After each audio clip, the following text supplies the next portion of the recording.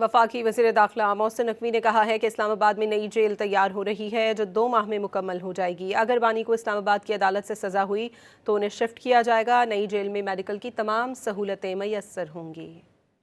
वो भी शुरू है काम, वो भी जल्दी आप लोगों को बुलाएंगे। तो ये मॉडल जो आपने विजिट की है जेल, इसमें मेडिकल सहूलियात मुकम्मल होगी जो नई जो बन रही है। एडवांस हॉस्पिटल बनाया है वहाँ पे जो सर जी आइज का भी हॉस्पिटल होगा वहाँ पे, हर चीज़ की फैसिलिटी होगी वहाँ पे।